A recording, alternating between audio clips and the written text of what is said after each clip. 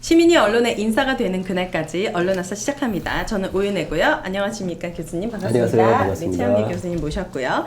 자, 오늘 나눌 주제가 많기 때문에 한 분 한 분 소개하고 시작하도록 하겠습니다. 새로운 얼굴이 있어요. KBS 오늘 가장 따끈따끈한 분이시죠?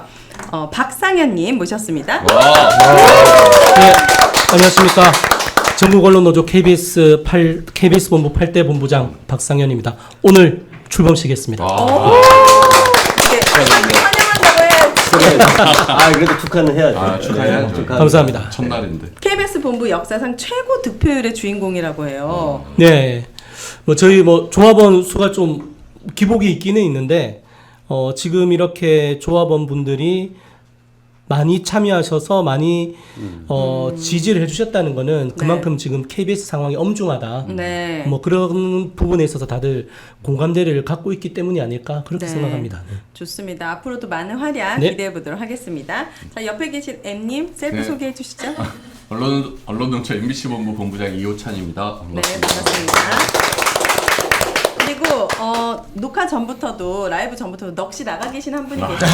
핑크색 옷을 입고 계시는 Y님 소개해 주시죠. 네, YTN 지부장 고한석입니다. 네, 반갑습니다. 그 옆에는 넋이 나가다 못해. 우리 T님 소개해 주시죠. 네, 저는 TBS 역사상 역대 최저 득표율인 TBS 지부장 송지연입니다. 네. 셀프 디스예요. 저희가 보니까 지난주 조회수가 18만을 와. 상회했어요. 무슨 일인가요? 그러니까 풀 영상이 이 정도였던 그쵸. 건가요? 네. 풀 영상 플러스 이제 저희가 클립. 따로 만든 클립들. 그렇군요. 다 끌어모아서 그 정도. 그냥 영상 3개를 합쳐서 기억을 이 언론아싸를 이 18만을 주실 정도면은 우리 국민들이 우리 시청자분들 진짜 위기는 위기다. 언론의 위기가 왔다라고 그러니까요. 느끼시는 것 같아요. 그 중에서도 많은 분들이 이제 오셔가지고 댓글로도 응원해 주시지만 권지원님께서 저희에게 편지와 또 선물을 보내주셨는데 저희가 이제 감동입니다. 8개월 하면서 처음 네. 겪어보는 거잖아요. 처음이거든요. 뭘 또. 그리고 글씨를 너무 잘 쓰셔가지고 우리 권지원님께서 써주신 편지 제가 잠깐 읽어드리도록 하겠습니다. 눈물 흘리지 마시고요. 네, 안녕하세요. 민원연 언론아싸를 애청하는 시민입니다. 이 엄혹한 시기에 언론의 등불을 밝혀주시느라 고군분투하시는 여러분께 작은 감사의 마음을 전하고 싶어 이렇게 편지를 썼습니다. 저는 전북 완주군 옹진읍 시골 마을의 다정다감 협동조합에서 일을 하고 있는데요. 저희는 장애인과 세상을 연결하는 사회적 기업으로 발달장애, 청각, 지체 장애 직원들이 어울려 일하는 곳입니다. 이 커피와 쿠키는 저희 직원들과 정성껏 만들고 포장한 작은 마음이에요. 어쩐지 여기 이제 원도에 참 좋은 당시 이거 직접 글씨도 써주시고 이렇게 다정한 그녀 그리고 긍정 의 힘 이렇게 예쁘게 또 글씨를 써주셨어요. 원두를 이렇게 보내주신 것 같습니다.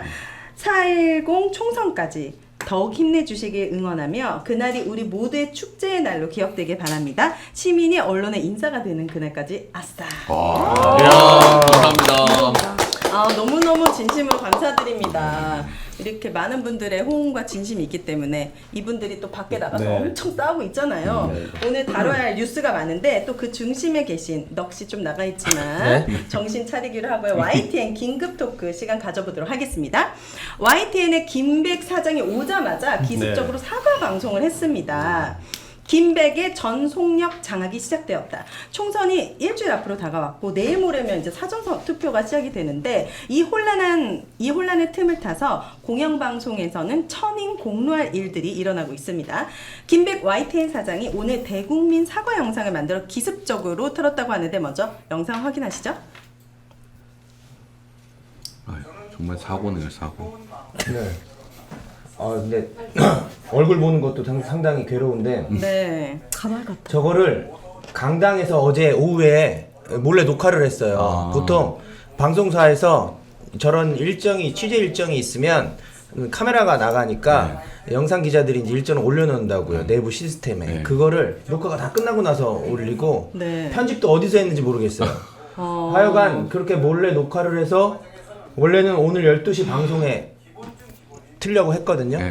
근데 그때 12시 담당 PD가 네. 자기는 방송 못하겠다고 거부를 했어요. 네. 그래서 11시 40분에 그 주조정실에서 보통 주조정실은 방송사에 광고나 캠페인 같은 거 내보내는 데거든요. 네.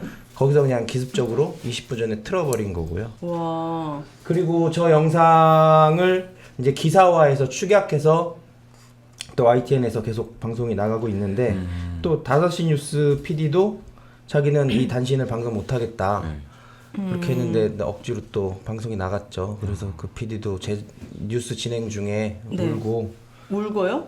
울어요, 예, PD님이? 예. 그래서 참 여러 가지 오늘 뭐 YTN에서 많은 일이 있었습니다. 그 사장이 뭐가 그렇게 급하다고 오자마자. 네. 12시 안 되면 그럼 1시, 2시 아니, 들어도 되는 걸 이게 11시 40분에 박민하고 똑같은 거잖아요. 이게 뭔가 이게 어떤 시스템이 있나 봐요.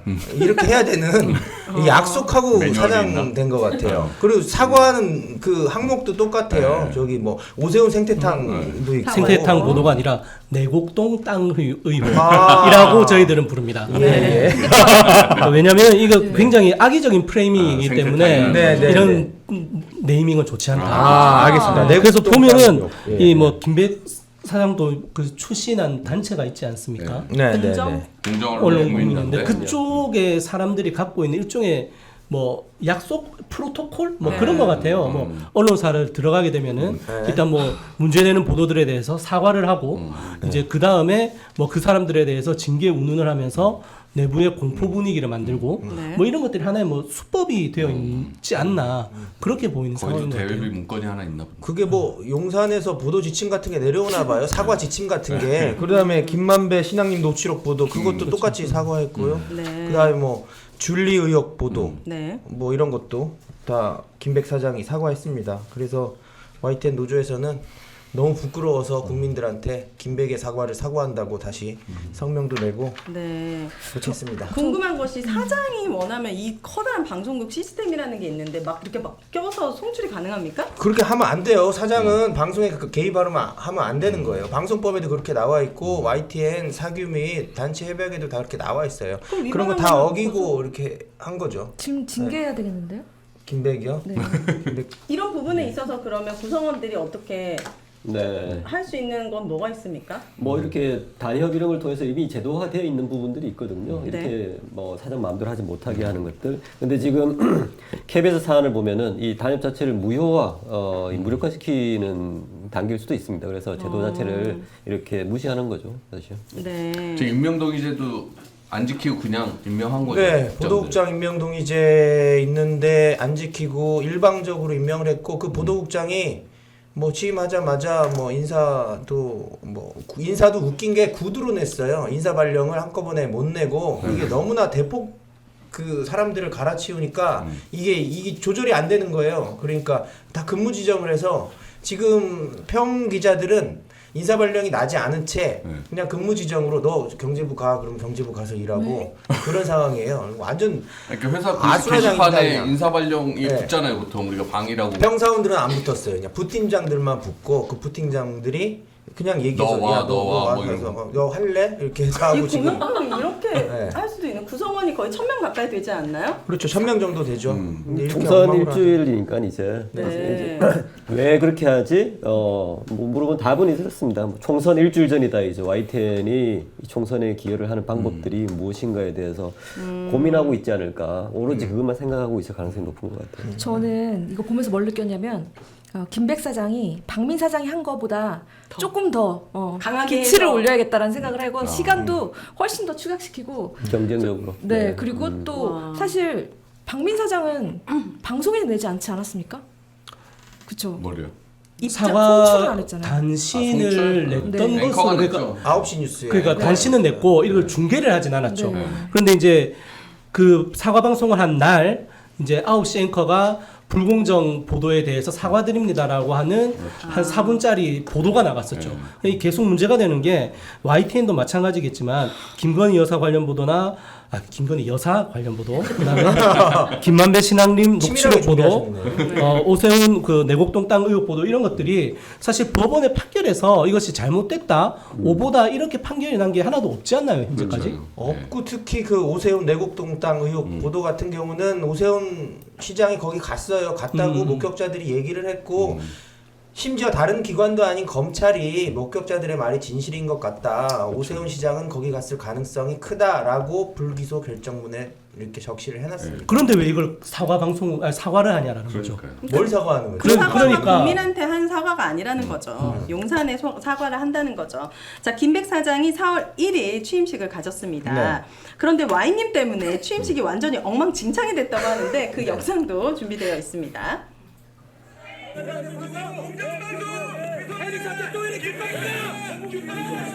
공공성을 지키지 못하면서 편파 왜곡 방송이 무슨 편파 왜곡 방송을 했습니까? 뭘 근거로 막아줬다고 하는 거예요? YTN 직원 10명 중 7명이 언론 노조입니다. AI와 같은 기술을 10명 중 7명 적으로 돌려서 참 좋은 회사 만들겠습니다. 본인이 하는 건 공정이고 대통령 비판하는 건 불공정입니까? 부장혁 사장 물러가라! 김백은 집에 가라! 집에 가라! 집에 가라! 집에 가라! 지금 오늘도 목이 쉬신 이유가 이렇게 소리를 요즘 많이 지르시나 봐요, 회사에서. 월요일 날 질렀는데 왜 수요일 날 모시는 거예요? 저는 지부장님 말씀 듣는데 약간 찡하더라고요. 약간. 네. 그때 당시 분위기가 어땠습니까? 일단 김백 씨는 YTN의 암흑기의 그 중심에 있었던 사람이고 그리고 선배들 6명 기자 해직 사태의 주범이고 온갖 그 노조 탄압, 공정방송 훼손 뭐 이런 거 다 저지른 인물이에요. 그리고 YTN에서 보도국장 했죠, 상무했죠, 마케팅국장에서 사장만 빼고 다 했는데 이제 사장까지 기어이 해먹겠다고 들어오신 거예요. 네. 예. 오자마자 사과 방송 이외에 궁금한 것들이 내부에서 네. 어떤 일들이 벌어지고 있는지, 뭐 없던 자리가 생긴다던가 아니면 뭐 벌써 징계나 좌천이 이뤄지고 네. 굉장히 스피디해서 뭐 1호 조치라고 알려진 거는 YTN 라디오에 박지훈의 뉴스킹이라고 있었는데 네. 선방심의에서 계속 표적 심의를 하더라고요. 결국에는 박지훈 변호사를 하차시키고 네. 하차 통보도 바로 전날 했어요. 그래서 목요일 날 하차 통보해서 금요일 날 이제 방송 그만뒀고 네. 그리고 배승희 변호사라고 거의 극우 우파 유튜버 있거든요. 네. 뭐 문재인 불법 자금, 뭐 이재명 성매매 등등등 해서 그분 그 유튜브 채널에 가보면 온갖 자극적인 말과 선동들이 가득해요. 그분들이 정말 가짜 뉴스 만들었던 사람을 지금 그렇죠. 네. 그분이 그 이제 배승희 뉴스킹은 아니고 그냥 YTN 뉴스킹 해가지고 하더라고요. 네. 예, 그렇게 하고 있습니다. 김백도 극우 유튜버 아니었습니까? 못지않은 극우 유튜버였죠. 공정언론국민연대라는 이 이상한 단체 만들어가지고 네. 뭐 대표적으로 김건희 디올백 보도를 언론의 스토킹이다 막 이렇게 하고 후쿠시마 오염수 국민적 우려를 뭐 비과학적이라고 폄훼하고 네. 그때 영상 봤었는데 예 어마어마한 분이죠. 예. 그러니까 이게 뭐 방송통신심의나 선거방송심의 가면 진행자의 어떤 뭐 편향성 이런 걸 자기들 막 주장을 하면서 그쵸. 이전에 뭐 정치 이력 이런 거 막 지적을 해요. 근데 배승희 변호사도 예전에 뭐 새누리당 이런 쪽으로 출마하려고 했던 사람 입당까지 아니에요? 했던 그러니까요. 분이에요. 홍준표 의원의 그 비서로 출발을 했던가요? 어쨌든 그러니까 네. 박지훈 지금 그 뉴스킹 진행자에 대해서 방심에서 뭔가 지적을 받았다는 이유로 교체를 하면서 방심이가 그러니까 자기들 편의 정치 이력은 다 문제가 없고 야권 진영이라고 하는 사람들의 정치 이력은 다 문제다 이런 지금 공정 잣대가 말이 되냐고요. 그러니까 이렇게 말도 안 되게 하니까 오늘 같은 경우는 돌발 영상이 불방됐어요. 이 내용이 뭐냐면 문재인 전 대통령이 70평생 이렇게 이런 정권 처음 봤다. 이렇게 못하는 정권 처음 봤다라고 비판했잖아요. 이제 그거를 물고 들어가면서 한동훈 위원장의 역공도 나오고 그리고 말미에는 이런 전 정권 탓 네거티브 공세 때문에 정작 선거의 주인공인 국민들과 후보들은 가려져 있다. 이런 식으로 풍자를 하는 거거든요. 그런데 문재인 대통령 발언 들어가 있다고 아예 불방시킨 거예요. 정말 웃긴 거는 어제는 한동훈 위원장이 되게 중심이 돼서 보도가 되거든요. 그때는 시사할 때 아무 말도 안 했어요. 네. 근데 오늘은 문재인 대통령 민주당 쪽 분량이 많다고 기계적 중립 못 지킬 거면 앞으로 돌발 영상 만들지 말라고까지 지시를 했습니다. 그 24시간 정말 땡볕 방송이 되는 겁니까? KBS는 뉴스가 하루에 뭐 몇 번 나눠서 하자면 여기는 24시간 보도 전문 채널이잖아요. 그럼 국민적인 재앙이죠. 24시간 이렇게 방송이 나가면. 와, 그러면 앞으로 어떤 일들이 일어날 것으로 예상됩니까? 방민보다 뭔가 더 스피디하게 많은 것들이 진행되고 있는 상황인데. 제일 걱정은 이제 좀 있으면 4월 16일이잖아요. 거기에 맞춰서 영상 기자들이 영상 제작물도 만들어 놓고 컨텐츠를 몇 개 만들어 놨는데 이게 방송이 나갈 수 있을까? 이태원 세월호 참사 십주기, 세월호 아, 세월호 십주기 십주기 관련해서. 예, 관련 그게 가장 걱정이고요. 돌발 영상도 앞으로 계속 손대려 그럴 거고 네. 그러겠죠. 너무 예. 암담한데요. 이 총선 결과에 따라서 YTN 상황이 바뀔 수는 있는 겁니까, 교수님? 총선의 결과에 따라서 상황이 바뀔 수가 있죠. 총선이 되게 중요한데요. 일단 이 민주당에서 언론 장악을 위한 이제 진상조사를 할 의지가 있다고 이제 밝혔습니다. 그러니까 이제 YTN, KBS, 뭐 여러 MBC 뭐 장악할 시도를 많이 했잖아요. 이사교체나 이런 걸 통해서 이러한 모든 것들에 대한 그 불법성들을 진상조사를 하겠다라고 의지를 밝힌 바가 있습니다. 그렇다면 이제 이러한 사태의 책임자 이런 부분들을 이제 묻겠죠. 책임을 묻고 이 과정에 대해 누가 개입을 했는지도 이제 물을 수 있는 기회가 생기기 때문에 무조건 총선이 지금 중요하다. 현재로서는 제일 유일한 방법이 아닐까. 네. 또 뭐 법적 대응 이런 것도 하시는 거 아니에요? 단체 협약 지키지 네, 않고. 보도국장 예. 인면동의제 같은 경우는 정면으로 파기한 거기 때문에 뭐 소송 다음 주부터 소송 들어갈 거고요. 또 돌발 영상 불방 사태도 아직까지 YTN 내부에는 공정방송 협약, 공정방송위원회 이런 제도들이 만들어져 있기 때문에 그거를 바탕으로 싸워야죠. 계속 안에서. 그러니까 저는 그런 제도 지키는 게 정말 중요한 게 보셨겠지만 그냥 김백 사장 한 명 바뀌었을 뿐인데 내부가. 순식간에 이렇게 자기가 쑥대밭이. 인사발령 내고 이런 인사권에 문제 제기하면 이건 뭐 경영권 침해다 이런 식의 논리로 대응하잖아요. 근데 이거를 내부 단체 협약이나 내부 견제 장치로 바로잡지 못하면 정말 사장 하나 바뀌면 방송국 전체의 톤이 달라지는 거거든요. 그러니까 저 이건 나중에 이제 법원에도 문제 제기하시겠지만 법원도 되게 신중하게 좀 판단해 주셔야 된다. 취임식에서 Y님의 활약이 큰 만큼 Y님의 앞으로의 행보도 굉장히 기대가 되거든요. 갑자기요? 어쨌든 김백이 눈에 든 건 맞잖아요. 확실히. 영상 봤을 때 김백 사장이 째려보는 거 봤어요. 김백 사장이요? 네. 김백 사장은 와인. 원래 저를 매우 안 좋아했어요. 아, 진짜요? 예전부터. 원래부터. 네, 네, 네. 아, 네. 게다가 그래요. 아까 허리에 네. 이렇게 손을 이렇게 짚었는 그 모습이 네. 굉장히 눈에 가셨을 것 같다는 생각이 들어요. 왜? 건방져. 건방져보인다고요? 일부러 그러신 아주 거죠? 배가 나와가지고요. 그걸 어떻게 좀 커버해 보려고 이렇게. 그게 막 중간에 끌어내라고 했잖아요. 네, 그 청년분들이 막 네. 끌어내기도 했어요. 아니면 그러진 않아요 아직. 그 사장이 끌어내라고 하는데 사람들이 안 일어나더라고요. 네. 그냥 두더라고요. 끌어냈으면 더 훨씬 조만간은 크게 됐을 텐데. 네. 끌려 나갈 것 같은데. 근데 YTN 구성원들이 보니까 기백이 있더라고요. 네, 뭔가 맞아요. 한 번 이겨봤기 그렇습니다. 때문에 네. 그 승리의 기억으로 이번에도 기백 있게 김백을 기백만 물리치- 있고 김백은 없었으면 좋겠어요.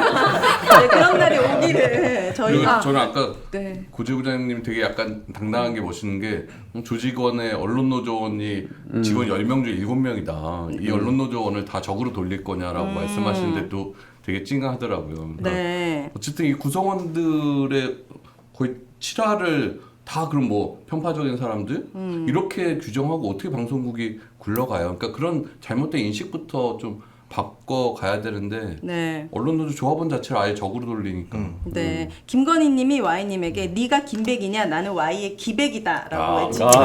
예. 그리고 아까 영상 나올 때 와인님 멋있다 이런 네, 거. 심은정님이 Y님 멋있다. Y님 배가 되게 안정적으로 멋있다. 저는 이렇게. 시민들께 좀 부탁드리고 싶은 게 YTN이 24번이거든요.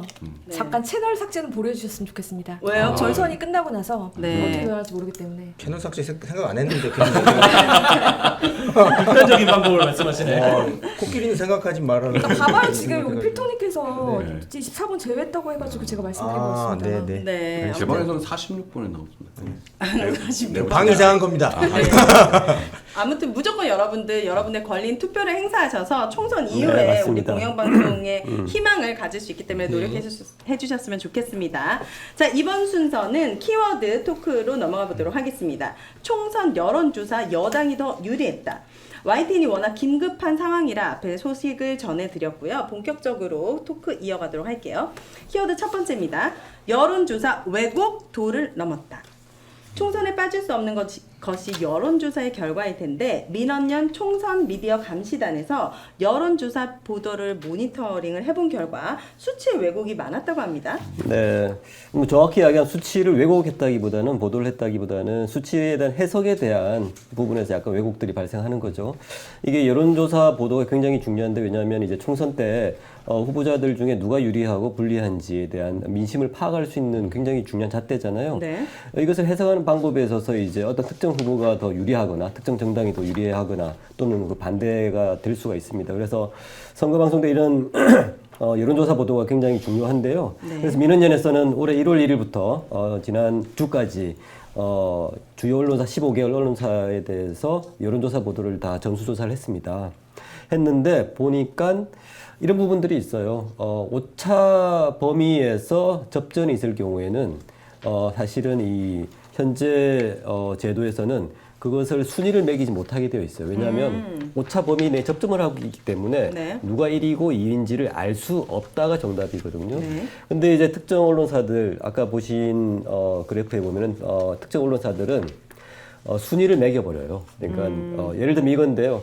30%의 지지를 받는데 알고 봤더니 이제 오차 범위율이 플러스 마이너스 5%다.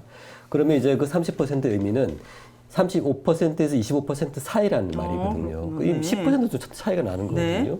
그러면 이제 30%대 33%가 이렇게 접점일 상황에서는 이게 33%가 우세다라고 설명이 안 되는 거예요.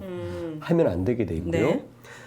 자율심의기구인 한국신문윤리위원회에서도 그렇게 하지 말라고 이렇게 명시가 되어 있고요. 네. 선거 여론 선거 이제 위원회에서도 그러한 보도를 하지 말라고 되어 있습니다. 근데 이제 조사를 해봤더니 평균 15개 정도가 이제 언론사마다 그런 오보를 하고 있는데 특히 평균 이상인 언론사들이 좀 몇 군데 보이는데 이제 어떤 경향성이 있어요. 뭐 예상하시겠지만 보수 언론과 네. 경제 신문이 평균 이상의 이러한 이 오보를 하고 있었고요. 네. 특히 경제지는 거의 2배, 평균 2배 이상 그렇게 보도를 하고 있었습니다. 그래서 이제 이 특정 언론사들이 이런 접전이 벌어지고 있는 데 있어서 특정한 후보나 정당을 우호적으로 이렇게 해석하고 있지 않느냐라는 이제 문제 제기가 좀 나올 수 있게 되는 것 같아요. 네. 보니까 한동훈 24%, 이재명 22%가 나왔을 때 차기 대선 주자 순위 첫 역정되었다. 이재명 한동훈에 뒤졌다. 이런 이제 헤드라인 기사들이 많이 있었고 국민의힘과 더불어민주당을 봤을 때 국민의힘이 더 유리하다라고 보도한 건수가 108건, 그리고 더불어민주당은 67건. 네. 네. 보시면 이제 저기 22%, 24% 이런 게 나오는데요. 오차 범위가 몇 %인지가 나와줘야 됩니다. 만약에 여기서 오차 범위가 이제 3% 플러스 마이너스 3%다 그러면 저거는 이제 순위라고 말을 할 수가 없는 것이죠. 근데 이제 역전이라는 표현을 하면서 한동훈이 훨씬 더 이제 차기 대선 주자로서 부각되고 있다라고 하는 강력한 메시지를 전달하게 되는 것이죠. 신기하네요. 저는 이게 네. 특정 언론만의 문제가 아니라 대한민국 언론 대다수의 문제이거든요. 그러니까 기사에 이제 제목을 뽑고 사람들의 관심을 끌려고 하면 뭔가 결론을 내줘야 되는데 여론조사 뭐 35%인데 플러스 마이너스 4%다 그러면 31부터 뭐 39까지 이렇게 제목을 쓸 수는 없잖아요.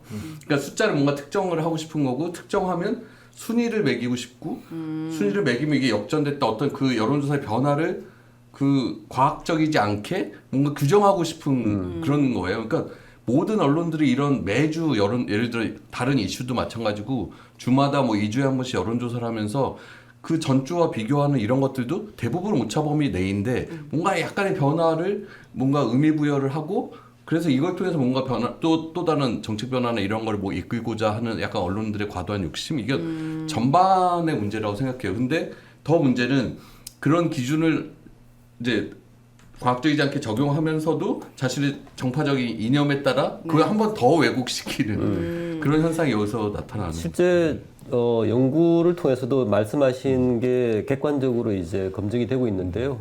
우리나라 언론, 특히 보수 언론이 같은 경우는 이제 보수 후보에 대한 유리한 여론조사 보도를 더 많이 하거나 또 해석하는 경우가 많습니다. 네.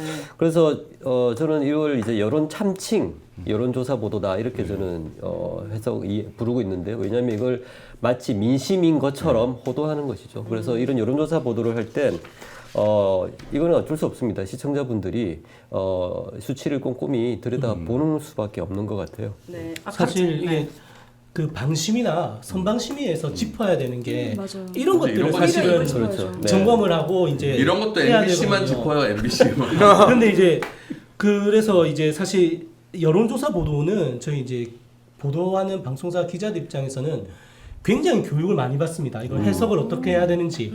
그래서 이제 오보가 나가지 않도록 굉장히 교육을 많이 받고 해석을 할 때도 가급적이면은 여론조사를 한 업체의 의견을 들어서 네. 최대한 보수적으로 하는 것이 저희들이 어떻게 보면은 기본인데 그렇게 보수적으로 하는 것이 기본인 것을 가지고 특정 정당이나 후보자에게 유리하게 해석을 하는 것은 이것은 굉장히 의도된 의지가 들어갔다라고밖에 볼 수가 없는 거거든요. 네. 그래서 이런 부분들은 굉장히 좀 심각한 문제이고 맞습니다. 아까 말씀하셨지만은 이 여론조사 나오는 거를 결국 우리 시민들도 시청자분들도 현명하게 정보를 알기 위해서는 좀 꼼꼼히 따져보셔야 될 것 같아요. 네. 최악의 경우는 이런 것 같아요. 여론조사 기관이 여론을 할 때 이제 질문을 또 틀리 잘못해서 특정 후보나 정당 유리하게 하는 경우가 있어요. 그러니까 여론조사 자체가 여론을 참칭하는 조사도 있을 수 있고요. 그러한 참칭된 여론조사를 또다시 왜곡되게 보도하는 이게 최악의 경우인데 이런 경우가 종종 있습니다. 예, 그래서 여론조사는 이제 내일부터는 이제 안 하게 되죠. 보도가 없는데요. 어쨌든 여러분 시청자분들이 정말 잘 알고 계셔야 됩니다. 제가 그러니까 대통령 지지율도 예를 들어 뭐 전주에 비해서 뭐 1% 올랐다. 의미가 없죠. 1% 떨어졌다. 이게 사실 여론조사의 과학으로는 의미가 없는 건데 그걸 갖고 뭔가 대통령의 어떤 것이 여론에 뭔가 영향을 미쳤다라고 이제 언론들을 해석을 하고 싶은 거거든요. 그래서 그런 것들은 언론도 사실 좀 조심해야 되고 좀 변화해야 될 모습이고 시청자분들도 그런 여론조사들의 수치에는 크게 좀 의미를 안 두시는 게 맞지 않나. 지난주 금요일 날 제가 언론에서 방에 올리긴 했는데 그 갤럽 조사 결과가 헤드라인으로 뽑혔거든요. 근데 뉴스원에서 국힘이 37% 민주가 29%로 오차 범위 밖 앞선 국힘 바닥 찍고 반등세라는 헤드라인을 뽑았는데 알고 보니까 그 조사에서 조국 혁신당을 넣은 거예요. 주요 정당 지지율에. 근데 조국 혁신당은 비례 그치, 맞아. 정당 지지율에 넣고 보통은 주요 정당 지지율은 빼거든요. 근데 이걸 넣다 보니까 민주당과 국힘의 차이만을 그 갭 차이가 부각이 된 거예요. 그럼 딱 사람들이 봤는데 저는 내내 이런 추세가 아닌데 왜 갑자기 이런 기사가 났지 하고 깜짝 놀란 거예요. 그래서 그러니까 민주당과 조국 혁신당을 합치면 야권의 퍼센테이지가 높은데 이걸 나눠갖고 사실 얼마든지 유리하게 해석할 수 있다는 게 언론에서 그런 거죠. 이런 것들을 주의해서 보셔야 할 것 같고 우리 K님이 말씀해 주신 대로 선방위 얘기를 해볼까 합니다. MBC에 몰린 선방위 심의입니다. 매주 선거방송심의위원회가 열리고 있습니다. 최근 선방의 편파 심의가 계속 논란이 되고 있는데요. 특히 MBC에 대한 편파 심의가 많은데 실제 모니터링 결과는 어땠습니까? 보니까 대전 MBC도 여기에 있네요. MBC 김종대 시선 집중. 내부의 그 삼노조에서 각 지역사의 뉴스까지 모니터링하겠다고 하면서 그렇게 해서 성명서 쓴 게 또 방심위 선방심위 가서 이렇게 징계를 받고 있는 거예요. 5개, 6개. 자, M님 선방심의에서 대파값 논란 보도도 들들 복히고 있다고 들었는데 이 대파값 논란 보도가 왜 문제가 되는 거죠? 그러니까 그게 대통령 발언하고 한 이틀 있다가 MBC가 논란이 돼서 논란이라고 보도한 거거든요. 네. 그걸 또 방심위 민원 접수됐다고 선방심위에. 네. 근데 알고 보니까 그게 국민의힘이 민원을 제기한 거예요. 선방이에요? 선거방송심의위에. 그러니까 국민의힘이 방심위의 그 민원을 이제 국민의힘이 뭐라고? 그러니까 이게 불공정하다라고 해서 그거를 대파방송인? 경향신문이 단독으로 엊그제 보도를 했는데 그것의 민원의 주체가 국민의힘인 것으로 확인됐다. 그리고 실제 지난달 1일부터 27일까지 방심위에 접수된 정당 단체 민원 중 총 189건 있는데 그 중에 국민의힘의 민원이 137건이란 거예요. 거의 한 3분의 2가량을 국민의힘이 계속 민원을 민원 냈는데 팀이 있어요? 원래? 당마다? 언론 그거 언론 한번 밝혀내야 대응팀 돼요. 뭐 그런 이런 게 있을 수 팀이 있는데 언론 대응팀. 네, 일단은 네. 국민의힘이 네. 제보를 했다는 것 자체가 의미가 이 있는 137건 중에 77건이 MBC 관련 건이에요. 많은 관심을 갖고 계시군요. 국민의힘 너무 MBC 사랑해요. 근데 저게 이제 내부 자료인데요. 이제 저거를 제보를 한 내부 직원에 대해서 류희림 위원장이 지금 공개적으로 네. 내부에서 이런 입단속 정부 나가게 되면 엄벌하겠다. 뭐 이러한 이게 기밀도 아니잖아요. 이게 국가 기밀이에요? 그러니까 자기들은 국민의힘이 뭐라고 그랬냐면 국민의힘은 뭐 국민과 당원을 대표해서 뭐 공정한 미디어 환경 보장의 앞장성을 책무를 가진 기관으로 선방심의 민원을 제기할 권리와 책임이 있다 이렇게 얘기를 했어요. 그럼 끝나는데 또 거기에 민원을 제기한 당사자와 관련해 단체와 정당 역시 일반 개인과 동일하게 익명성이 보장돼야 할 것. 그러니까 자기들이 민원 지금 제기했다는 게 걸리니까 네. 원래 이제 개인 그 민원을 낸 민원인은 사실 보호를 해주거든요. 그래야 좀 자기가 편하게 자유롭게 민원을 낼 거 민원 아니에요. 근데 내죠. 국민의힘은 이거 공적 기관인데 자기들도 익명성이 보장돼야 된다 이런 주장들을 하고 있는 거고 이 경향신문 기사에 이 심영석 경희사이버대 교수님이 뭐라고 하셨냐면 정부 여당이 대놓고 방시민을 도구로 이용하고 있는 거다. 방시민은 국정감사를 받고 규제를 받는 기관이잖아요. 근데 그걸 하는 주체가 정부 여당이 주가 되잖아요. 근데 방심에 민원 내고 이걸 민원을 심사해달라고 하면 그거 자체가 압박이 될 수 있고 공정한 심사가 될 수가 없잖아요. 그러니까 그렇죠. 그걸 알면서 보내는 거죠. 그러니까 어떻게 국민의힘의 민원에 반 이상의 MBC 관련 민원이 언론사가 얼마나 많은데 우리나라에. 근데 제가 궁금한 게 지금 이렇게 많은 공영방송들이 훼손되면서 청취자들의 MBC에 쏠리고 있거든요. 네. 라디오도 그렇고 TV도 그렇고 청취율이 굉장히 높을 것 같은데 네. 이게 MBC에 실질적인 도움이 됩니까? 아니 뭐 시청률 올라가고 청취자 늘어나면 도움은 되죠. 근데 이게 뭐 방송이 유지가 돼야 될 거 아니에요. 그러니까 그 유지에 도움이 되냐고요. 아, 유지에는 시청률이 늘어나고 하면 당연히 MBC 신뢰도를 올려준 국민의힘에 감사하죠.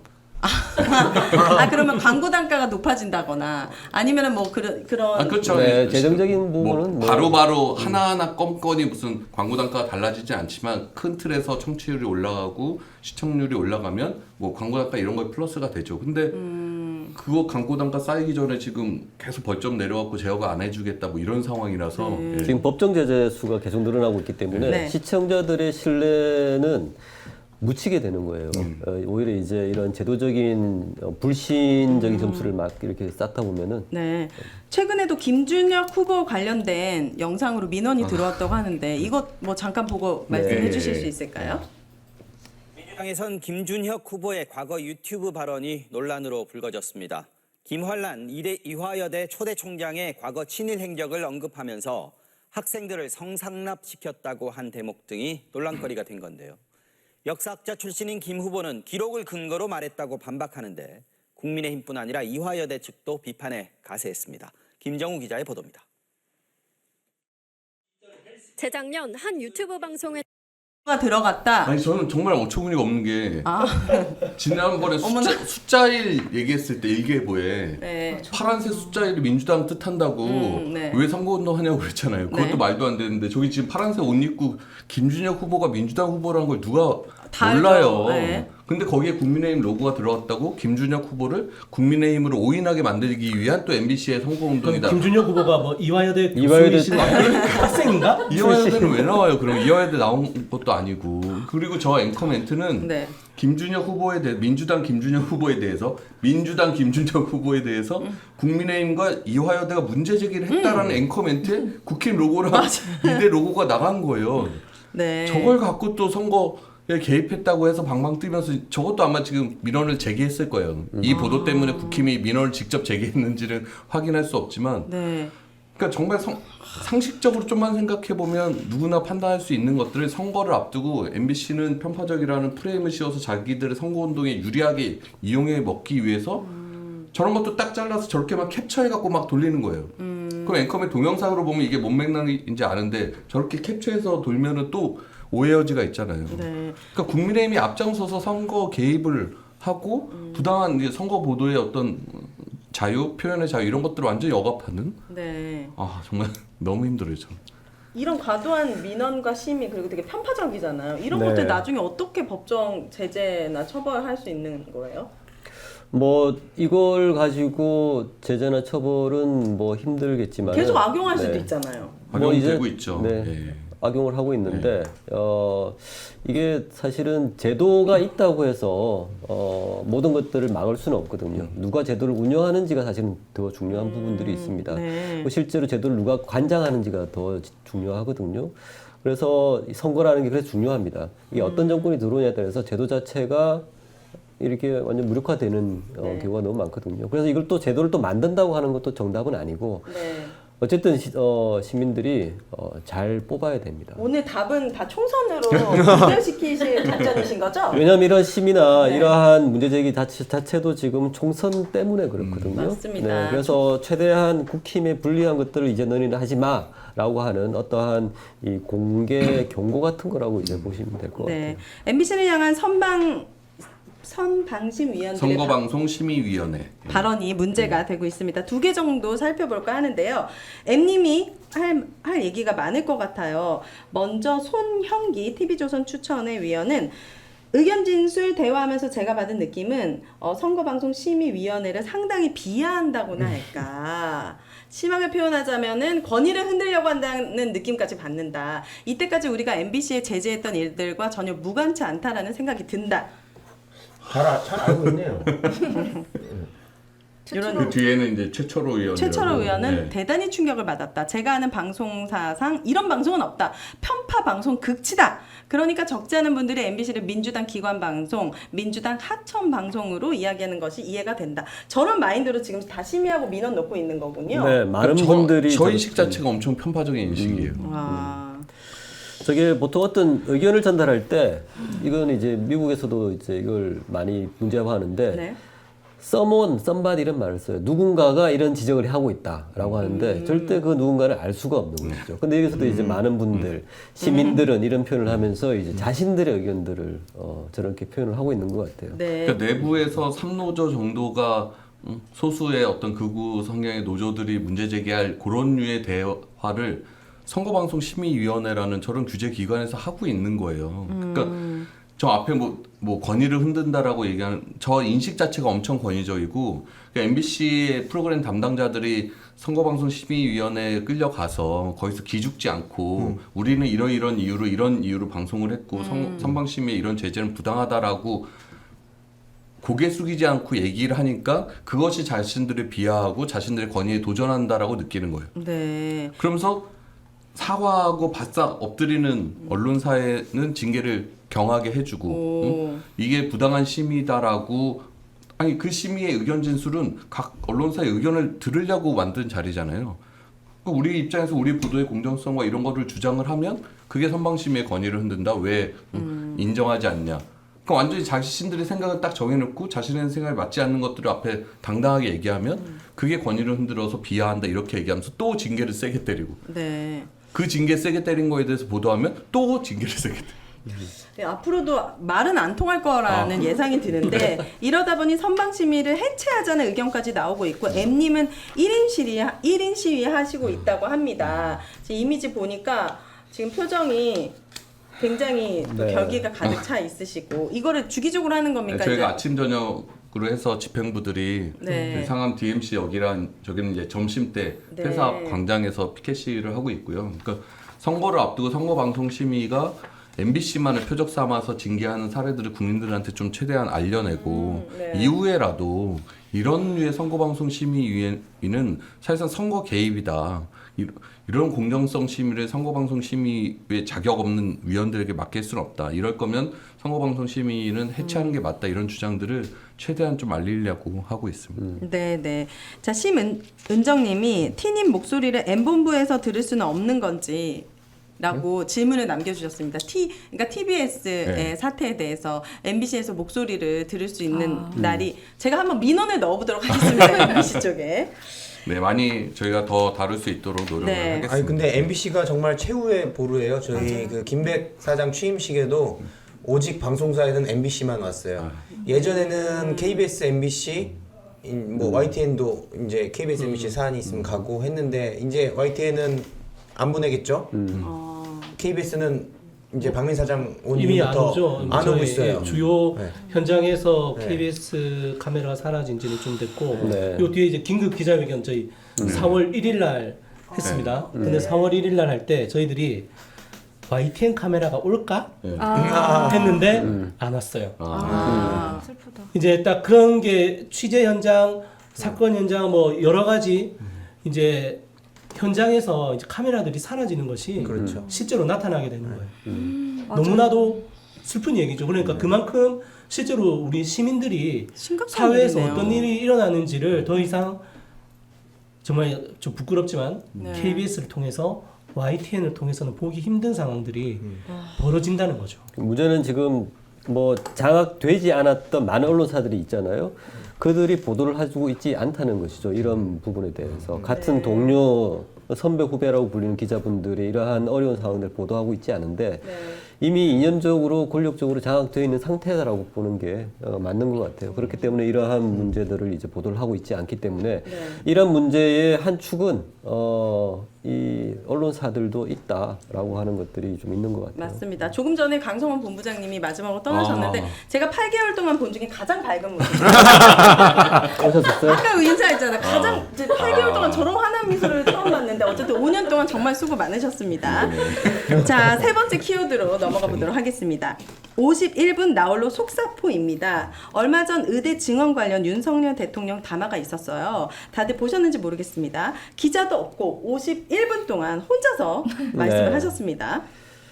이 뭐, 보통 어쨌든 기자회견을 취임 이후에 한 번인가 두 번 빼고 두 번 하고 안 하시죠? 아니, 두 번도 안 했어요. 한 번밖에 안 했죠. 아 그래요? 네. 온리 원입니까? 이게 되게 의아한 상황이잖아요. 기자들의 질문 자체가 없었고 그런데 나홀로 담화를 지적한 이 언론사는 단 3곳뿐이었고 또 이거를 또 의외로 굉장히 괜찮았다라고 해석한 네. 언론도 있었다고 합니다. 네. 그러니까 뭐 예상을 했는데요. 윤 대통령께서 2,000명 의대 정원을 이제 뭐 처리하지 않겠다라고 51분 동안 이야기를 했는데요. 내용 자체가 그렇게 많지는 않았던 것 같아요. 이제 이 말밖에 없었는데 저는 이것을 문제를 지적한 언론사가 3곳이다. 저것도 문제지만은 더 큰 문제는 윤석열의 담화를 언론사들이 자의적으로 해석을 하면서 윤 네. 대통령이 마치 2,000명 의대 정원을 조정할 의사가 있다라고 그렇네요. 발표한 것처럼 보도했다는 채널A 것이죠. 보니까 대통령 의대 증원 규모 조정 가능성 첫 시사했다. 근데 마지막 문단 저는 이제 들었었는데 계속 강조하는 것은 2,000명이 굉장히 합리적이고 필요한 숫자다라는 걸 강조를 했거든요. 맞아요. 그래서 이것은 조정하고 싶지 않다는 것을 명백히 밝혔는데도 불구하고 네. 저런 언론사들이 오히려 우호적으로 해석을 해서 아니다. 윤 대통령은 이제 그런 분이 아니고 굉장히 유호적으로 이번에 좀 할 마음이 있다라고 해석을 하는 거예요. 제가 취재하셨던 분들한테 얘기를 듣기로는 저도 51분 담화를 쭉 봤거든요. 네. 근데 저도 느끼기에 대통령의 의지가 너무 확고하게 느껴졌어요. 그런데 사실 그 여론은 지금 그렇지 않잖아요. 그죠? 어쨌든 좀 조정을 해서라도 정부가 양보하는 모습을 보이는 것이 필요하지 않겠느냐라는 당연하죠. 생각을 하는 것이 여론이고 기자들도 그 생각이 있으니까 그 담화를 마치고 물어봤대요. 대통령실 관계자들한테. 진짜 정말로 대통령이 조정을 할 뜻이 없으신 거냐라고 하니까는 이제 대통령실 관계자가 아니다. 대통령은 열려 있다. 그래서 대통령 그 안 중에 담화 내용 중에 보면은 통일된 안을 달라 뭐 이런 얘기들이 있었지 않습니까? 네. 그래서 성태용 정책실장이 2,000명이 변동 가능하다라는 주석을 달아줬대요. 아. 네, 그래서 아마 저런 보도가 나왔던 거는 네. 이제 그런 부분들이 좀 반영되지 않았을까. 저는 이제 그렇게 보는데 그런 측면에 있어서 이게 말을 한 대통령과 네. 그 대통령의 말을 들은 사람의 이 받은 느낌과 대통령실의 관계자들과 해석해 주는 것이 좀 다르다라는 측면이 저는 그것도 굉장히 좀 아이러니하게 좀 느껴지더라고요. 그분은 그래도 기본적인 상식을 해보면 대통령 51분의 발언이 어이가 없었겠죠. 그러니까 여론이 안 좋을 걸 뻔히 아니까 그걸 수습하는 과정에서 그러니까 대통령의 발언을 우리가 그 고지고대로는 이해하면 안 되고 누군가의 주석이나 해석이 있어야지만 이해를 해야 되는 것인가? 이런 상황 것이 굉장히 좀 저는 좀 말이 안 되는 게 기자가 왜 그걸 질문하죠? 있는 그대로 써야 되는 거 아닌가요? 왜 비서들의 주석이 필요한지 그 질문을 왜 하는지 정말 그 진위를 너무 의문했겠죠. 너무 놀라서. 네, 너무 놀라서 기자들도. 근데 저도 51분 동안. 이제 듣지는 않고 그 내용 연설문 쭉 이렇게 봤거든요. 네. 이걸 왜 지금 하지? 이런 연설을 타이밍도 이상해요. 2,000명에 대해서 뭔가 물러날 뜻을 그래야 뭔가 사태가 진전이 되고 이런 것에 대한 궁금증으로 사람들은 보고 있는데 네. 이런 기자회견을 왜 하지라고 생각이 들고 그러고 있다가 딱 연합뉴스 제목을 보니까 저런 식인 거예요. 아, 내가 해석을 잘못했나? 이어서 정말 대단한 것 같아요. 그러니까 그러니까 전체 51분 중에 저런 여지를 얘기한 게 1분인가 정도밖에 안 네. 되는. 네, 김님께서 말씀하셨던 게 보면은 기자들도 워낙 어처구니가 없으니까 정말 이건 아닐 거야 아닐 거야를 확인받고 싶었던 건 아닐까? 그래서 그런 것들을 좀 기사에 녹여내고 싶은 근거를 찾으려고 한 건 아니었을까? 그런 생각이 이 들더라고요. 한국 사회에서 영어를 보면 의역이 있고 직역이 있잖아요. 네. 왜 같은 나라에서 의역과 직역이 있어야 되는지 잘 모르겠고 다른 언어를 쓰는 기분이다. 근데 네. 실제 의협에서도 이제 담화가 나온 뒤에 입장이 없습니다라고 했거든요. 왜냐하면은 내용이 달라진 게 없기 때문에 이제 그렇다고 했거든요. 실제 그러니까 들었던 당사자조차도 윤 대통령이 입장 변화가 없구나라고 이해를 했다는 것이죠. 네. 자, 네 번째 키워드로 넘어가 보도록 하겠습니다. KBS에 관련된 얘기인데요. KBS 대외비 문건입니다. 박상현 본부장님 나오시자마자 일이 터졌습니다. 지난주 MBC 스트레이트가 밝힌 KB 대외비 문건이 확인되면서 논란에 휩싸였는데 이 문건은 어떤 내용입니까? 좀 충격적인 내용이고요. 네. 저희도 이제 취재팀을 통해서 받은 게 이제 이게 저희가 아직 전문 한 번도 공개를 하지 않았는데 이게 이제 그 문건인데요. 이게 문건인데 뭐라고 써 있죠? 뭐 처음에 위기는 기회다 뭐 이렇게 쭉쭉쭉 돼 있는데 이제 저희들이 봤을 때 딱 꽂혔던 한마디 뭐 몇 문장 읽어드리면 네. 민주노총 언론노조 KBS 본부 중심의 노영방송 체제 단절 그리고 우파 중심으로 사장 선임 과정에서 이해를 달리했던 우파를 포함하되 임원이나 자회사 사장 및 감사, 국장급 직위 등에 대해서는 가능한 우파 등용 이런 말이 있고요. 가능한 우파 등용. 네. 뭐 그리고 임금 삭감 및 성과 중심의 임금 구조 개선 그리고 미디어 환경 변화에 따른 제작 인력 축소 선언, 외주 활성화 뭐 네. 이런 얘기들이 있습니다. 그러니까 결과적으로는 뭐 좀 요약을 하자면 네. 언론노조 KBS 본부를 박살내고 우파 중심의 사람들을 기용을 해서 네. KBS를 껍데기만 남겨라 라는 것 아닌가 저희들은 그렇게 보고 있습니다. 이게 실행이 됐습니까? 많은 것이 실행이 됐죠. 실제로 보면은 뭐 저기 나왔던 것이 사장 재청 즉시 챙겨야 할 긴급 현안 중에 하나가 국민 신뢰 상실에 대한 진정성 있는 대국민 담화 준비 이거 했죠. 취임 다음날 YTN도 김백 마찬가지로. 사장처럼 했고 뭐 우파 중심의 인사를 해서 조직을 장악해라. 저희 KBS 본부가 단절을 시켜야 된다라고 했는데 이 사람들 입장에서는 단절을 시켜야 할 대상들이잖아요. 네. 근데 이 사람들이 이번에 저희 간부진 인사에서 부장급 이상의 간부 인사에서 저희 조합원이 차지하는 비율이 11%. 저희 전체 직원 중에 절반이 저희 조합원인데 네. 간부 중에서는 11%밖에 안 되니까 이거는 도저히 같은 균질한 집단이라고 볼 수가 없는 거죠. 그럼 나머지 90%는 제2노조. 뭐 노조나 뭐 저희 다른 조합 소속의 네. 뭐 사람들인 거죠. 그리고 네. 그럼 그쪽 노용방송이네요. 뭐. 내용 나와 있는 것처럼 뭐 임명동의제 뭐 독소 조항이다라고 했는데 이번에 저희도 안 지키고 해줬죠. 그러면서 나오는 게 이런 독소 조항들을 없애기 위해서 이렇게까지 얘기가 되어 있어요. 단체 협약, 무협약 사태까지 가겠다는 결연한 의지를 갖고 사측에서 단체 협약의 채무적 효력, 괄호에서 조합비 공제 협조를 지렛대 삼아서 단체 교섭의 주도권을 행사할 필요가 있음.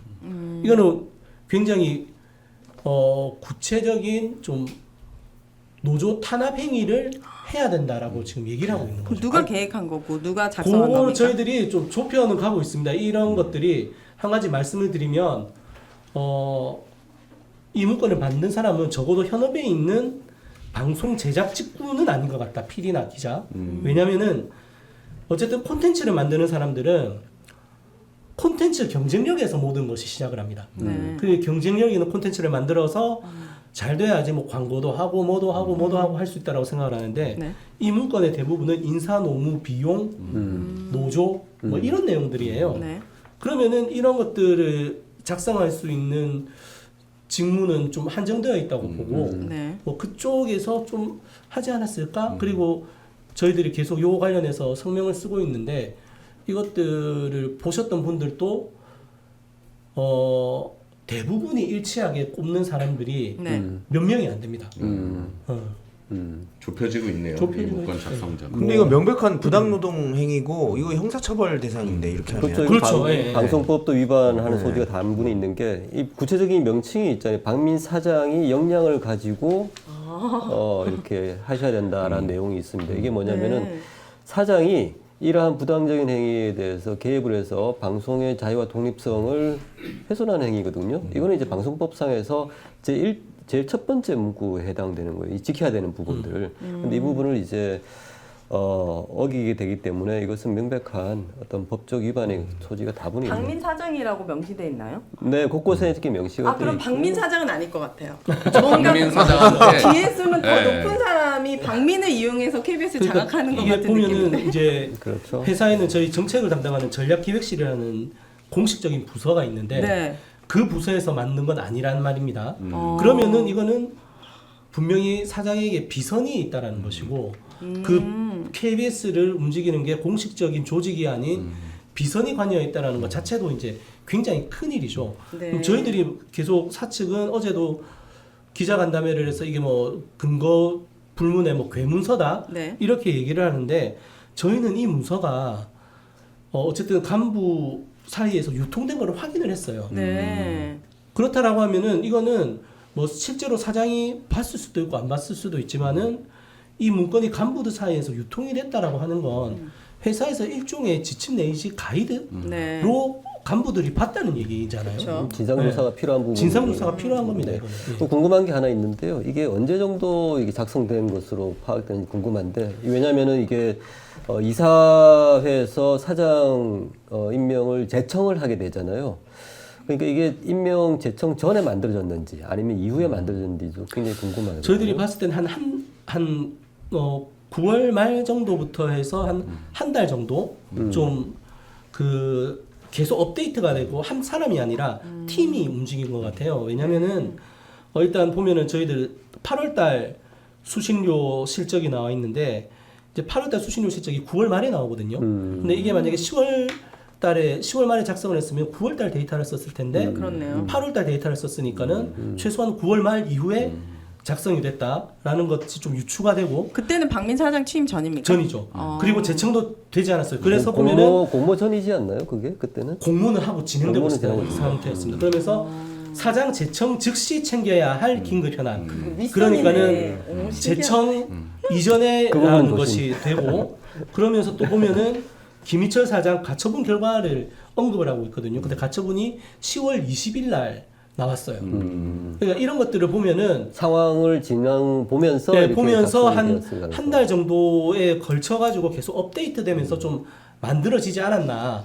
뭐 좀 그런 게 진짜 무섭네요. 보입니다. 체계적으로 공영방송을 장악하려는 문건. 그러니까 이 사람들이 정말 대놓고 국민을 속이고 있다는 게 다 드러나는데 여기 이제 우파라는 용어가 나오잖아요. 우파를 각 보직에 등용을 해야 된다. 말이 안 되는 거죠 공영방송에서. 이거 블랙리스트 아니에요? 공영방송의 공정성을 이야기하는 사람들이 그럼 좌우를 균형 있게 보도해야 될 사람들이 네. 우파를 등용해서 우파의 방송을 만들겠다는 게 다 드러난 거잖아요. 네. 저 YTN 그 김백사장 워딩에서도 YTN 처음에 민영화 뭐 사형화 얘기할 때는 공기업 자산 건전성 이런 거였어요. 그렇죠. 한전의 자산을 건전화하기 위해서 매각한다.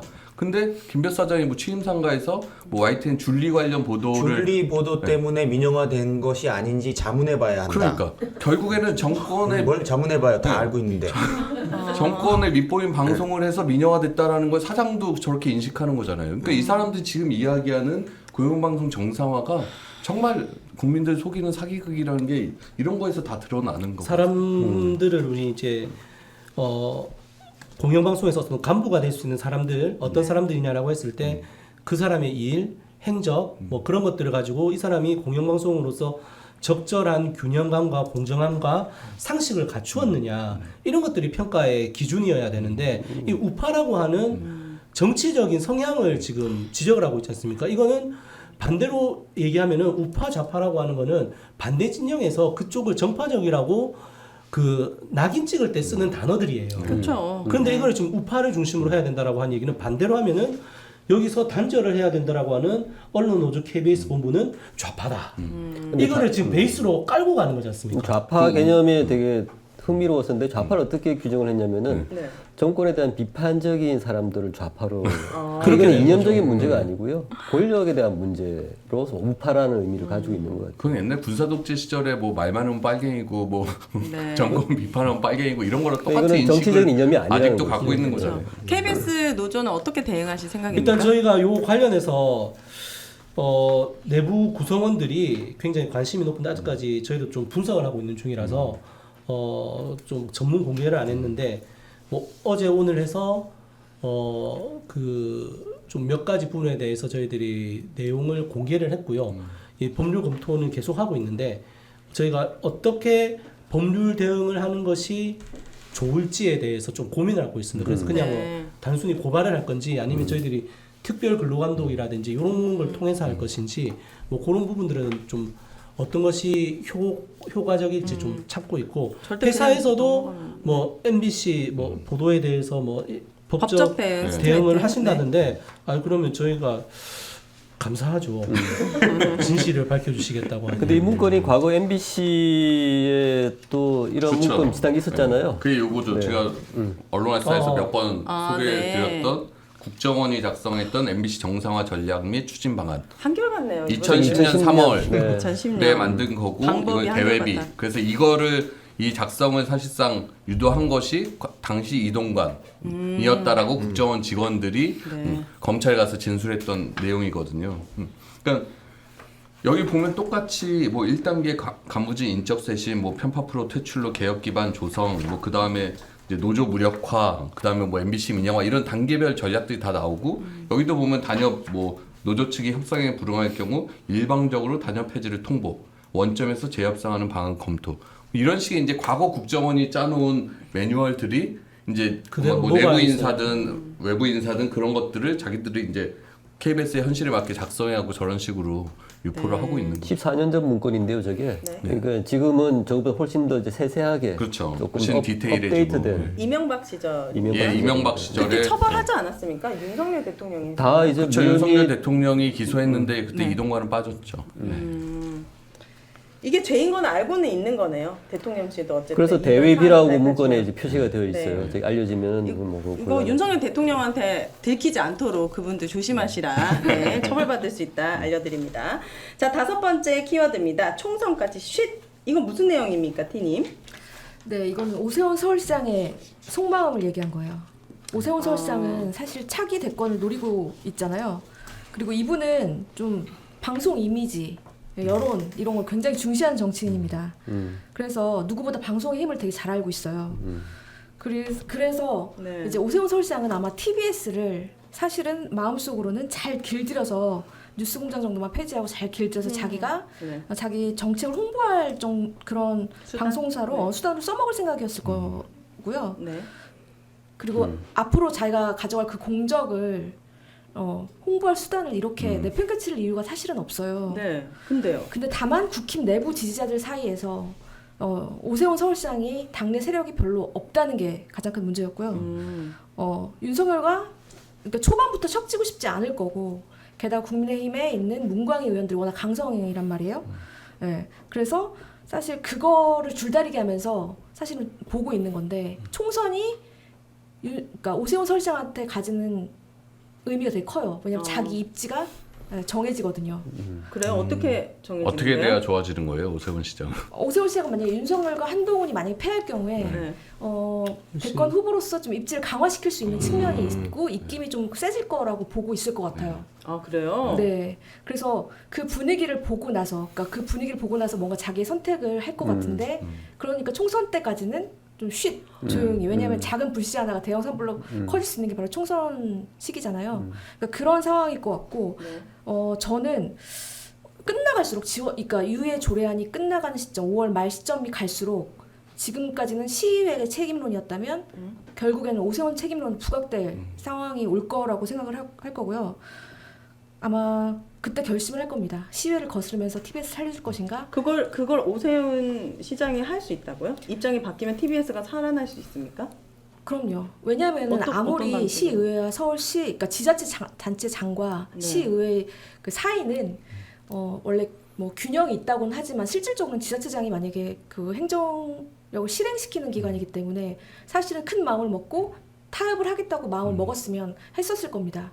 근데 굉장히 그거에 대해서 유보적인 상황이었어요. 네. 근데 너무 비겁해요. 약간 네, 그렇죠. 이게 사실 TBS가 서울시의 어떤 자산이고 네. 이게 그 TBS를 폐국하는 게 맞다라고 생각하는 사람들이면 선거를 통해서 국민들한테 심판을 받아야죠. 평가를 받고 우리는 TBS 이렇게 하려고 하는데 국민들 어떻게 생각하시는지. 근데 그 이슈를 최대한 안 만들려고 선거 전에 맞아요. 그냥 쉬쉬를 하고 있는 거잖아요. 그렇죠. 방송국 하나 지금 없어질 처지에 전 놓여 있는데. 이해가 안 되는데요. 이 총선이 지든 이기든 TBS를 살려놓으면 오세훈 시장한테는 좋은 거잖아요. 그 김어준만 빼고 이렇게 이용할 만한 가치가 있는 거잖아요. 근데 이렇게 패국 수준까지 그냥 내버려 두다가 네. 총선이 만약에 국힘이 조금 불리하면 네. 자기가 뭔가 더 급부상할 수 있도록 목소리를 내서 뒤집는다고요, 이거를? 그러니까 TBS를 살려줄 마음이 생기는 게 과거에는 그냥 소극적이었다면 지금 적극적으로 변할 수도 있는 계기가 만들어지는 게 총선이라는 거예요. 그리고 오세훈 서울시장은 그동안은 사실은 TBS를 좀 살리려고 노력을 했어요. 그러니까 자기가 직접 본인이 나서진 않았지만 자기의 그러니까 밑에 홍보기획관이나 아니면 TBS를 통해 시위를 설득하려고는 굉장히 많이 했거든요. 네. 근데 이제 메시지를 낼 순간이 일단은 이제 5월 초에는 반드시 메시지를 낼 것이다. 그렇게 보고 있습니다. 그래서 그러니까 현 정권에 유리하게 그 선거가 진행이 되면 오히려 오세훈 시장한테는 불리해지는 거고 오세훈 시장이 TBS를 뭔가 더 살릴 여지가 더 줄어드는 거다 그런 말씀이신 것 같은데. 만약에 진짜요? 정말 태국 사태가 왔다고 하면 이건 제2의 무상급식으로 번질 사안이고요. 나중에 만약에 예를 들어 경선 같은 때나 아니면 민주당하고 진짜 대권 도전을 했을 때 이것이 발목을 잡힐 수가 있는 문제거든요. 그걸 모를 리는 없을 것 같습니다. 더 오세훈 시장한테 전 더 실망하게 되는 것 같아요. 자기 자리를 떠나서 살릴 수 있는 거였으면 진작에 살렸어야죠. 메시지를 내고. 그렇죠. 솔직히 자신의 영향력이나 정치적 부재를 사실 자인하는 꼴이었거든요. 이제까지는. 근데 눈치를 더 많이 보는 거죠, 자기. 맞아요. 정치력도 아니고 그럴 비겁하게. 거면서 약간. 무슨 대통령을 꿈꿉니까? 좋은 지적입니다. 진짜 답답하네. 그리고 우리 최 장군님 어떻게 되는 겁니까? 한겨레 인터뷰 이후에 이렇게 DJ 분들이 자리에서 물러나겠다 이런 뉴스 들려주셨는데 좋은 결말인지 아닌지는 잘 모르겠지만 일단 어떻게 결론이 났냐면 일단 제작 PD들과 팀장이 좀 제안을 했나 봐요. 보도본부장한테. 그래서 일단 12시 955쇼는 바뀔 것 같습니다. 어떻게요? 다른 프로그램을 완전히 타이틀과 진행자가 완전히 교체될 것 같고 네. 4시 프로그램인 그 최장군입니다. 네, 4시 상륙작전 최장군입니다는 진행자는 유지. 근데 최장군이라는 그 캐릭터는 가져가지 않는 것으로. 그래서 이름이 정말 왜 시원한 거 아니에요? 뭐 어쩌죠? 그래서 최장교? 4시 상륙작전 최지은입니다로 해서 최장군 캐릭터로 이름을 찾으셨네 그래도. 네. 제가 왜 이렇게 해야 되는지 좀 잘 이해는 안 가지만 그런 결론이 났다고. 그냥 최장군으로 다시 놔둘 수는 없다 이건가요? 왜냐면 네. 그러니까 이유는 이거예요. 최장군이라는 캐릭터는 이제 강한 캐릭터란 말이에요. 네. 근데 이제 그게 출연자가 있을 때는 유효했는데 이게 출연자가 싹 없어졌어요. 혼자 해야 되는 거예요. 근데 독불장군. 네, 그런 모습이 어색하다라는 핑계를 대고 있는데요. 네. 어쨌든가 자기 캐릭터를 버리고 최지훈으로 갑자기 하면서 이제 음악하고 멘트만 치라고 그런 제안이 그래요? 들어왔다고 음악하고 하고 멘트만. 네, 저도 안타깝게 생각합니다. 아 저는 오늘 오세훈 시장에 대한 새로운 사실을 알게 돼가지고 굉장히 시장 실망을 투표는 언제 하는 하시는데요. 거죠? 네? 한 지 얼마 안 돼요. 대권 꿈도 못 꾸게. 너무 당황스럽네요. 이럴 네. 수가 있는 거군요. 오늘 각사에 너무 이슈들이 많아가지고 너무 많습니다. 네. 많은 분들이 듣다가 많이 나가셨거든요. 또 지금 많이 계세요. 하지만 이제 다시 보기로 우리 네. 지난 편도 18만회를 기록했으니까 3방이 6만인가 뭐. 네. 제방이 3방까지. 6만, 뭐 처음부터 한방이 총선 이슈로 4만 떼었어야 정도. 돼요. 네. 네. 또 내일 모레면은 여러분들 사전 투표가 시작이 됩니다. 6시부터 6시까지. 저는 오늘 이 대파 드레스를 입고 이거 대파 드레스요? 지금 대파 드레스 아니었거든요. 이 드레스를 살 때까지만 하더라도 네. 녹색 정의당인 줄 알았어요. 아니에요. 근데 2주 사이에 대파가 너무 이슈가 돼가지고 사람들이 네. 이제 한 뿌리까지 다 표현한 머리는 뿌리? 아니 여기 하얀색 있잖아요. 아. 대파 드레스라고 말씀해 그래, 주셔가지고 네. 저 사전 투표 때 이 대파 드레스를 입고 투표 인증하려고 좋습니다. 합니다. 네. 여러분들도 꼭 소중한 한 표 행사하셔서 이 언론인들 진짜 투쟁하고 있는 언론인들에게 많은 힘을 주시고 여러분들 삶에도 꼭 좋은 희망이 가득했으면 좋겠습니다. 오늘 방송 여기까지 하고요. 네네. 비니님 혹시 한 줄평 네. 총선이죠? 네, 총선이기 때문에요. 네. 내일부터 이제 여론조사에 대한 보도가 안 나가기 때문에 우리 민심의 흐름을 이제 쉽게 알기는 힘듭니다. 그렇지만 그래서 이제 언론 보도가 어떻게 나올지 더 궁금한데요. 이거 하나는 명심하셨으면 좋겠습니다. 앞으로 일주일 동안은 여론 참칭 카르텔이 작동할 가능성이 있다. 네. 왜냐하면 이게 여론이다라고 하면서 여론을 이제 호도하는 어떤 그런 보도들이 많을 것입니다. 그러니까 여러분들은 이제 주위 분들과 대화를 하시면서 주위 분들이 믿으시는 어떤 채널들을 주로 이렇게 보시면서 스스로 의견들을 좀 만들어 나가시는 한 주가 되었으면 좋겠습니다. 좋습니다. 네 분도 다음 주까지 다음 주에도 다음 주 다음 주 4월 예고해 9일 날 주셔야죠. 화요일 날 아, 한다고. 가장 중요한 예고를 안 네네네. 했군요. 저희 4월 10일 투표 바로 전날 4월 9일 8시에 언론아싸는 찾아옵니다. 4월 다음 9일 주 화요일? 화요일. 예. 그날이 시즌 3의 마지막 날이잖아요. 그렇죠. 그렇기 때문에 예. 많은 분들도 함께 해주시기를 바랍니다. 다음 주에는 화요일. 네, 한 가지 정정 사실. 네. 아까 제가 배승희 씨에 대해서 네. 홍준표 의원의 비서관 출신이라고 그랬는데 이건 사실 확인이 필요한 부분입니다. 아, 예. 네, 정정하고 넘어가겠습니다. 그 말을 말씀하셨는지 기억이 안 나요. 확인 부탁드립니다. 다음 주에는 화요일 저녁 8시에 뵙도록 하겠습니다. 감사합니다. 감사합니다. 수고하셨습니다. 수고하셨습니다. 아유, 수고하셨습니다. 고맙습니다. 고생